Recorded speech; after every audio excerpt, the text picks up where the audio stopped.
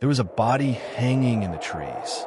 His feet were missing, and his lips were stitched shut with thick black thread. I saw it with my own eyes. But what scared me most was how calm they were when they did it. I flew down to Veracruz in July. My cousin Diego had been bugging me to visit for over a year. "Come down, man. Life's slower here," he texted. "No stress. Just chill, trees, and cheap beer." I needed a break from the city. Too many people, too much noise. I didn't think twice. I should have. Diego lived on the edge of a small town called San Andres de las Canas. It wasn't even on Google Maps. A few broken streets, some kids on bikes, one convenience store with warm soda. The kind of place where people don't ask questions and nobody answers their phones on the first ring. When I got off the bus, he picked me up in this beat-up red truck. We drove through the town, then further out into the bush. He said he was renting a half-finished house. Cement walls, no paint, no windows, and a tin roof that creaked in the wind. I asked him why he chose to live so far out. He just said, "Quiet out here. No neighbors. No problems." That first night, I couldn't sleep. Not because of the heat, but because I kept hearing something moving in the trees behind the house. Dogs would bark for no reason, then stop, all at once, and then silence. I mentioned it to Diego in the morning. He shrugged. "They're just animals." Or not. Not. He looked at me and grinned, but his eyes didn't match his face. "You want to see something weird?" Later that day, he took me down a dirt path behind the house. We walked through the trees, stepping over broken branches and burnt candle stubs. I noticed strange carvings on rocks and trees, symbols I didn't recognize. Circles with crosses, triangles inside squares. "I call this spot El Silencio," he said. I thought it was a joke. Then I noticed how dead the air felt. No birds, no bugs, no sound at all. Just the crunch of our shoes on dry leaves. We reached a clearing with a flat stone in the middle, like an altar. It was blackened with burn marks. Melted candles, dried blood, and chicken bones littered the area. Something about it made my stomach twist. "You said this was a chill spot," I said. "It is for them." He didn't have to say who. "The brujos come out here. Old school, not the kind on TV. Real stuff. They do things for the Sombra Negra." I'd heard that name before.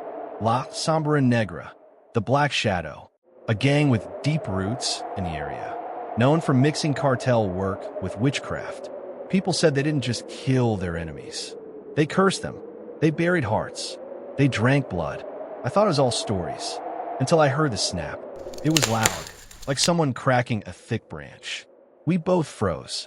Then we saw it, a body, hanging from the trees about 10 feet away, swinging slowly. His feet were gone, clean at the ankles. His mouth was sewn shut with thick thread. Flies swarmed around him, but his eyes were still open. I backed away. Diego grabbed my arm and yanked me down behind a rock. "Don't move. Don't talk." He said it so quiet, I almost didn't hear it. "Who did that?" I whispered. "They're still here." Then we heard footsteps. 4 or 5 people walking slowly, whispering something. Not Spanish, not English. I didn't understand a word. They stepped into the clearing. I saw flashes of them between the trees, hooded figures, faces covered in red scarves. One of them carried a machete. Another had a bag that dripped something dark. They didn't even look at the body, like it wasn't new to them. They started chanting, low, steady like a hum. Then they pulled a bottle out of the bag and poured something over the hanging body. It hissed like acid, and the skin on his chest peeled off in sheets. I felt bile rise in my throat. The one with the machete knelt by the altar and pulled out something wrapped in black cloth. He unwrapped it. It was a heart, still wet. That's when I realized they weren't done. They were just getting started. I wanted to run. I wanted to scream. But Diego kept his hand on my leg, squeezing hard like he could feel me thinking too loud. Then, like nothing happened, the group stopped chanting. One guy snapped his fingers. They turned and walked away, disappearing into the trees. No words, no talking. We waited. 10 minutes. 20. When we finally stood up, the body was gone. No rope, no blood, nothing. That night, Diego didn't speak. He just packed a bag, threw it in the truck, told me we were leaving. I didn't argue. We drove all night and didn't stop until we hit a bigger town with streetlights and traffic. He told me one thing before we went separate ways. If they saw us, they didn't care. That's worse than if they did. I still dream about the hanging man, about his eyes, the way they didn't blink, the way they followed me, even when I closed mine. Sometimes I hear chanting outside my apartment window. I live on the 10th floor. There's nothing out there, or at least there shouldn't be.